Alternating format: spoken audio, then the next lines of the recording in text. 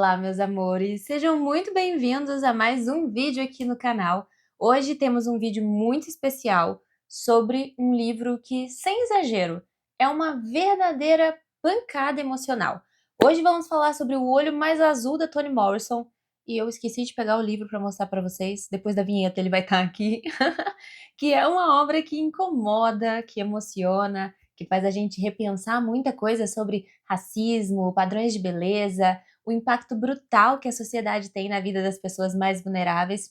E antes de começar, já vou pedir aquele apoio de sempre. Se você gosta do conteúdo aqui no canal e quer ajudar a manter tudo funcionando, uma forma super simples de você fazer isso é comprando pelos meus links que ficam aqui na descrição do vídeo. Você não paga nada mais por isso, mas me ajuda com uma pequena comissão aí, que vai fazer com que eu continue trazendo resenhas e análises e discussões literárias tão profundas quanto essa aqui para vocês, tá? Então, se O Olho Mais Azul ainda não faz parte da sua estante, o link tá aqui. Compra porque vale cada centavo, tá? Agora vamos falar sobre essa leitura que foi escolhida do Clube Doutores Leitores da Vanguarda e também do Clube VIPs para o mês de fevereiro de 2025, caso você esteja vendo isso do futuro, tá? A escolha desse livro não foi à toa. Depois de ler O Avesso da Pele, do Jefferson Tenório, de debater tanto sobre identidade, racismo estrutural, relações familiares em tantos outros livros, nada mais natural do que trazer para a roda de discussões um dos grandes clássicos da literatura negra americana. E Toni Morrison entrega pra gente um romance que denuncia e que obriga a gente a olhar nos olhos sem desviar para as consequências devastadoras de um mundo que rejeita corpos negros, principalmente o de meninas negras. Mas deixa eu te perguntar uma coisa.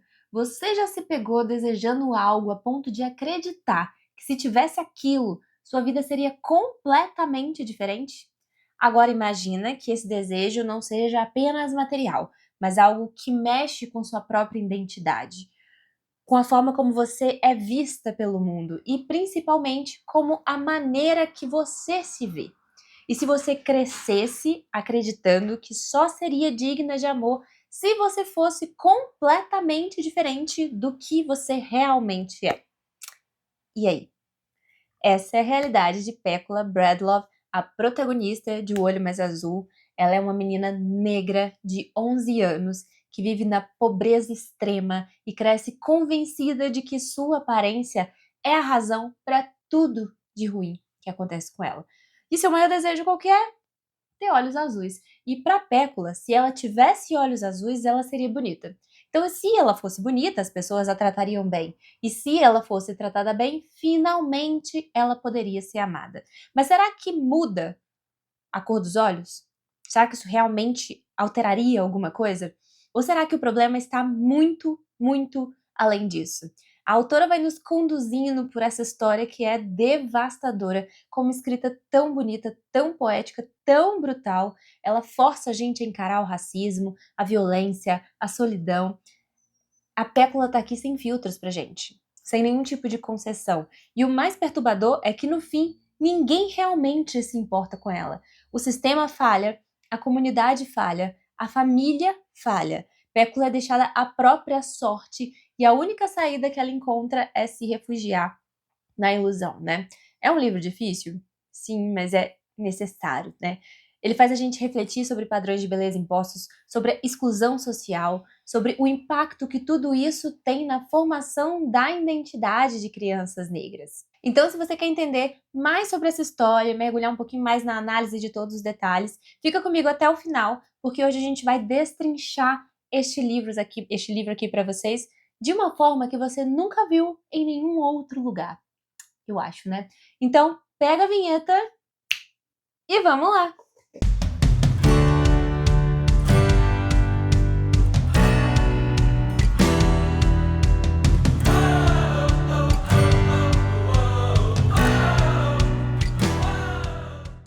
Agora que já apresentamos O Olho Mais Azul, agora sim eu tô com o livro, e levantamos as questões centrais do livro, eu quero mergulhar na história de Pécula Bradlove, nos eventos que levam ela a essa trágica, né, trajetória. E antes de continuar, já fica aqui o aviso, a partir deste ponto teremos spoilers, tá? Se você ainda não leu o livro e prefere manter a surpresa, talvez seja melhor você pausar o vídeo aqui agora, garantir a sua cópia pelo link aqui na descrição e voltar depois só para acompanhar a análise completa, tá? Mas se você quiser seguir adiante, já saiba que vamos destrinchar tudo, tá? Dos primeiros sinais de exclusão dela até o desfecho avassalador dessa história. Então, bora lá! Toda a história se passa em Lorain, Ohio, nos Estados Unidos, durante o ano de 1941. O livro apresenta pra gente um mundo completamente marcado pelo racismo, pela pobreza, pela marginalização da comunidade negra. E logo no início a gente conhece Cláudia e Frieda McTer, são duas irmãs negras que narram boa parte dos acontecimentos. Elas vêm de uma família trabalhadora, elas são criadas por pais extremamente rígidos, mas que se preocupam muito com o bem-estar delas, né? Apesar de todas as dificuldades financeiras, as vidas delas são mais estruturadas do que a de Pécula. Então vocês imaginam como é que era a vida de Pécula, né? Pécula, por outro lado, ela vive em condições extremamente precárias. Desde pequena, ela aprendeu que ela era feia, e não porque ela nasceu assim, tá? Mas porque a sociedade à volta dela sempre a tratou como se ela fosse feia.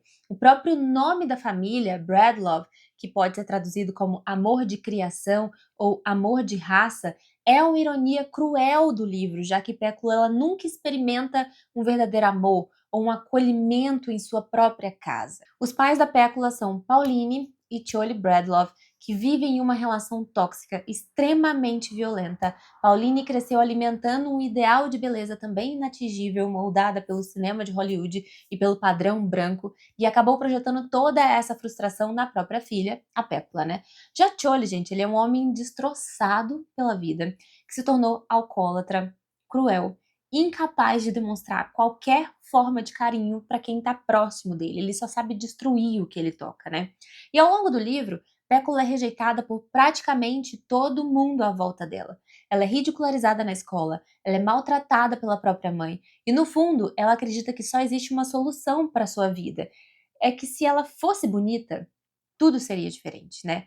Mas para Pécula, beleza não significa cabelos, nem nada do tipo, né? Significa ter olhos azuis, como das bonecas brancas ou das garotas adoradas pela sociedade. E esse desejo cresce dentro dela como uma espécie de obsessão, a ponto de definir toda a existência dela. O livro vai apresentar diversas situações em que a Pécula vai ser humilhada, rejeitada, e aqui a gente está falando na escola, que ela vai ser alvo de piadas e alvo de agressões. No bairro, ninguém se compadece da situação dela, e até mesmo outras crianças negras, como Maureen, por exemplo, uma menina de pele um pouco mais clara, ela é aceita mais socialmente, eles tratam ela com mais condescendência e elas também tratam a Pécula com desprezo, né? Mas, gente, talvez o momento mais simbólico dessa exclusão aconteça quando Pécula visita a casa de uma mulher branca, onde a mãe dela trabalha como empregada. Lá, a patroa de Pauline trata Pécula com indiferença.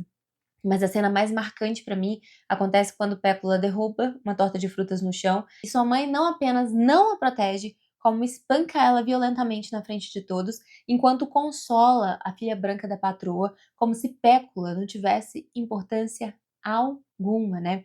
Essa cena é um dos exemplos mais brutais da internalização do racismo, né? Pauline é uma mulher negra e trata a própria filha com frieza, agride a filha para demonstrar a submissão à família branca. Pécula aprende mais uma vez que não existe lugar para ela no mundo. Em meio a esse desespero que Pécula vive, ela recorre a um homem chamado Softhead Church. É um falso vidente que promete resolver todos os problemas das pessoas. E Pécula pede a ele aquilo que ela acredita que vai mudar a vida dela, que é olhos azuis, né? O Softhead, ele tem uma mente doentia e uma história repleta de perversão.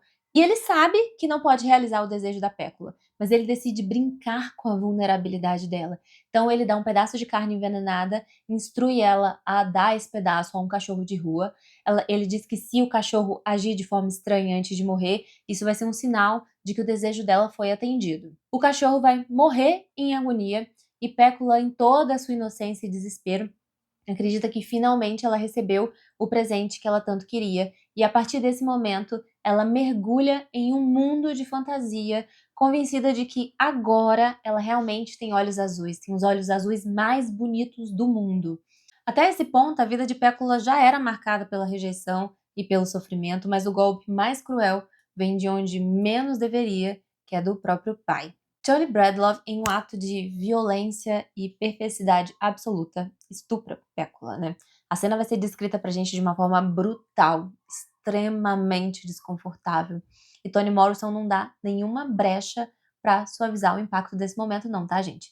Pécula, ela não é apenas violentada, mas ela não tem nem pra quem pedir ajuda. Porque quando a mãe dela descobre o que aconteceu, ao invés de acolhê-la, bate nela, nega qualquer tipo de apoio. O pior de tudo, gente, vocês não têm noção, é que Pécula engravida do próprio pai. A comunidade ao redor vai agir com tanta indiferença e com tanta maldade, as pessoas fofocam sobre o ocorrido, mas ninguém tenta ajudar a Pécula de verdade. Algumas pessoas até dizem que é melhor que o bebê morra, pois sendo filho de Pécula só poderia nascer feio. Frieda e Cláudia são as únicas que desde o início do livro demonstram algum tipo de empatia por ela, né? Elas tentam de uma maneira infantil, a forma que elas conhecem, né? Tentam ajudar a Pécula, rezam para que o bebê sobreviva e até plantam sementes ali no quintal, acreditando que se as flores crescessem, significaria que o bebê iria viver, né? Mas as sementes não germinam, e essa é uma passagem triste no livro, né? O bebê nasce prematuro e acaba morrendo, afinal de contas, Pécula é muito nova também, né? E Pécula, já completamente destroçada pela vida, desmorona de verdade dentro de si mesma. E o final de Pécula, gente, é a loucura como refúgio, né? No desfecho do livro, Pécula é mostrada pra gente vagando pela cidade, falando sozinha, e na verdade ela conversa com uma versão imaginária de si mesma, né? Uma espécie de alter ego que confirma para ela constantemente que os olhos dela de fato são azuis. E ela acredita que as pessoas desviam o olhar dela porque estão com inveja, e não porque estão desconfortáveis ali com essa condição que ela está vivendo. Então a mente dela constrói um mundo onde finalmente ela é bonita, ela é aceita, ela é amada, mas no mundo real ela tá sozinha, né? Cláudia e Frieda agora já estão mais velhas e quando elas olham para trás, elas percebem que a Pécula foi abandonada por todo mundo, não apenas pela própria família, mas ela foi abandonada pela comunidade inteira, né? E no fim, ela acabou se tornando um símbolo do fracasso de todo mundo à volta, porque uma menina negra que foi destruída lentamente e que ninguém fez questão de salvar, só comprova que aquela comunidade está falida há muito, muito tempo, né?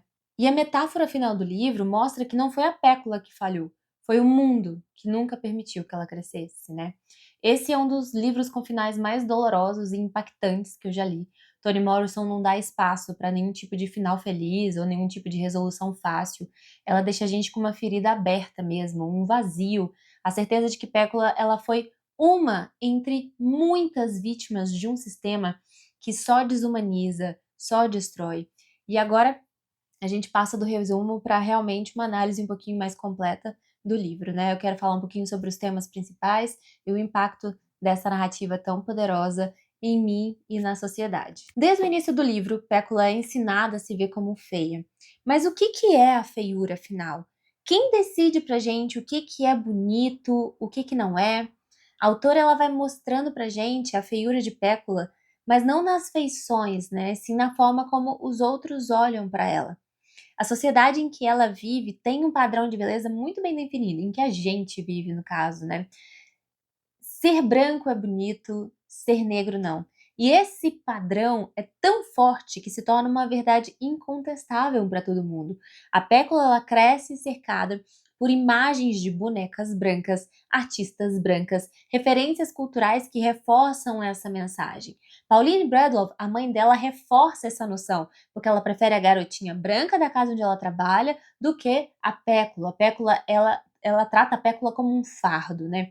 Mas o mais trágico é perceber como esse racismo não vem apenas dos brancos. A própria comunidade negra também rejeita a Pécula. Outras crianças negras a ridicularizam, a mãe ignora ela, e até a própria narradora Cláudia admite que no início sentia raiva da Pécula. A autora vai fazendo a gente perceber que o racismo não é apenas um sistema externo de opressão, é algo que vai se infiltrando entrando dentro das mentes das pessoas.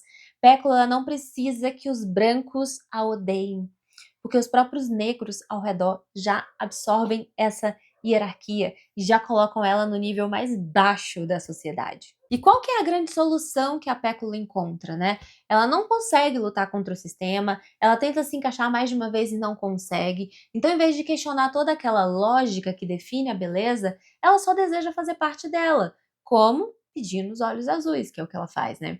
E esse desejo simboliza a aceitação completa de um mundo que a rejeita. Ela não quer apenas ser aceita, ela quer se tornar aquilo que a sociedade valoriza. E é nesse ponto que o olho mais azul se torna mais trágico e é insuportável ler isso aqui. Pécula realmente acredita que se ela tivesse olhos azuis ela seria amada. Isso é o mais assustador desse livro.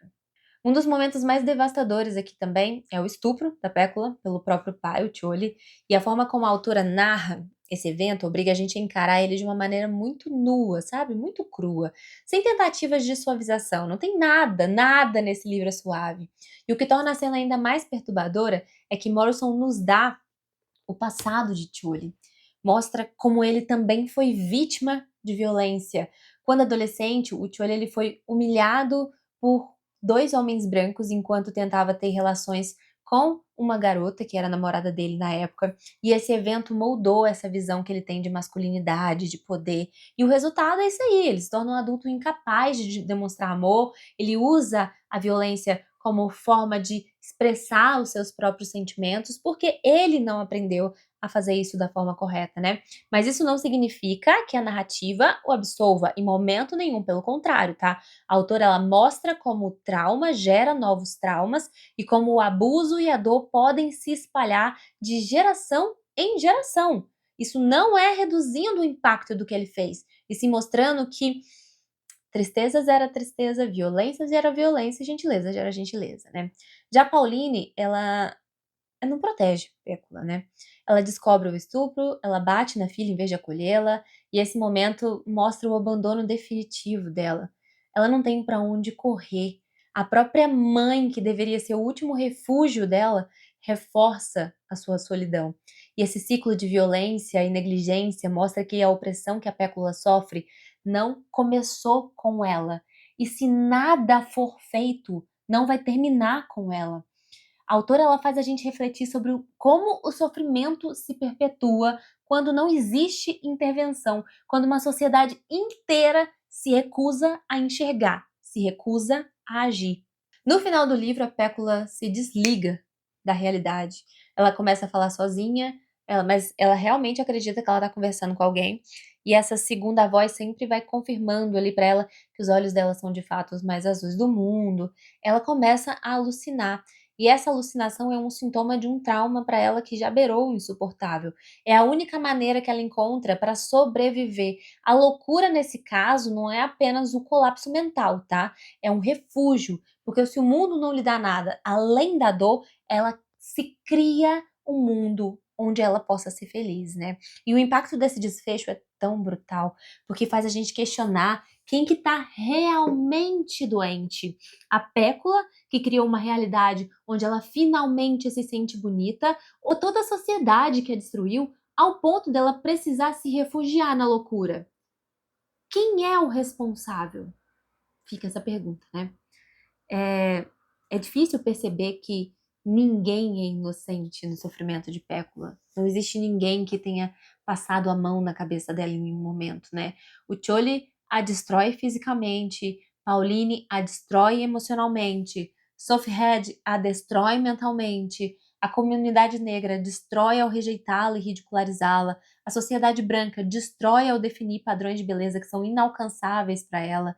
Então, no fim, Pécula ela se torna um símbolo do fracasso coletivo. A história dela não é apenas sobre uma menina que enlouquece, é sobre uma sociedade inteira e como ela contribuiu para a destruição de uma criança.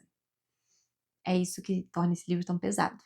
E um outro ponto interessante é que o livro ele é todo feito de metáforas, né? As estações do ano, e tem também a questão daquelas flores que não crescem, que é a metáfora final do livro, que é uma das mais fortes para mim, né? É quando Cláudia e Frieda elas tentam plantar flores para garantir a sobrevivência do bebê de Pécula, porque elas acreditam que se as flores crescessem, isso ia significar que o bebê também ia viver. Mas as flores não nascem, né? Ela até fala assim no final. Peraí que eu vou ler para vocês. Agora até penso que a terra do país inteiro era hostil a cravos de defunto aquele ano. Essa metáfora mostra que o problema não estava na semente, mas estava no solo, né? A pécula ela nunca teve a chance de florescer porque o mundo ao redor não permitiu. E essa é a pergunta que Toni Morrison deixa pra gente, né? Quantas péculas existem? Quantas crianças são esmagadas antes mesmo de terem a chance de crescer? O Olho Mais Azul, ele não é uma leitura fácil. Ele nos força a encarar verdades que são dolorosas sobre o racismo, sobre violência, sobre o abandono, mas acima de tudo faz a gente refletir sobre como os padrões que nos sustentam, que nos moldam, tornam a vida das pessoas cada vez mais difícil, cada vez mais vulneráveis, né? Pécula, ela não deveria ter sido um caso perdido. Ela poderia ter sido salva, mas ninguém tentou. E esse é o maior horror dessa história. Ninguém estendeu a mão para Pécula, né? Falando um pouquinho agora sobre a estrutura da narrativa, um dos elementos que é interessante, né, é que a autora ela vai construindo a narrativa. Ela não joga pra gente. Então ela não vai contar a história de Pécula, tá? Ela vai criando várias vozes de perspectivas, vários estilos que vão ampliando o impacto emocional do livro. A escrita dela é muito poética, cheia de metáforas, tem uma cadência que aproxima a gente da leitura, tem uma experiência sensorial bastante intensa, né? O livro ele não segue uma estrutura tradicional de começo, meio e fim. Ele é contado de uma forma fragmentada, né? A gente tem mudanças de tempo, de ponto de vista, mas a autora ela leva a gente ao passado para entender o que moldou os personagens antes de mostrar pra gente os eventos presentes.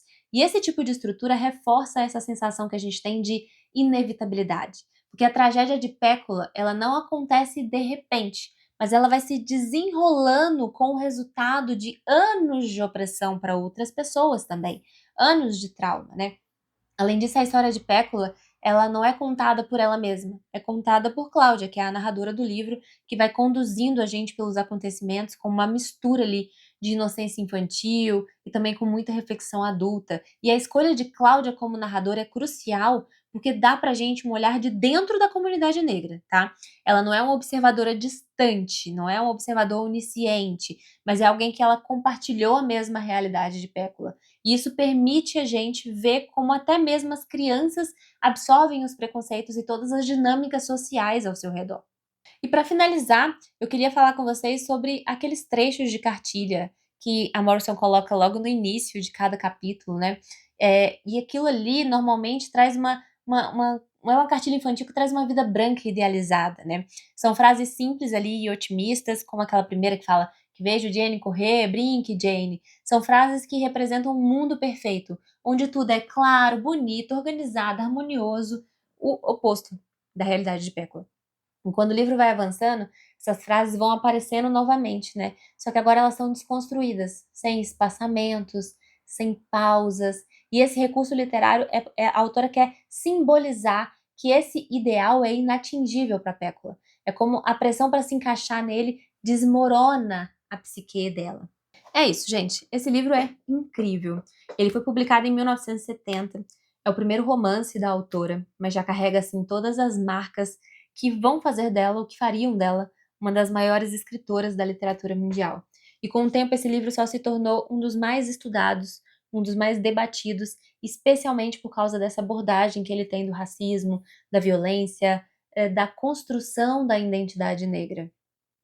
E por tratar de temas tão pesados como abuso infantil, racismo, violência sexual, o Olho Mais Azul ele já foi alvo de censura, tá?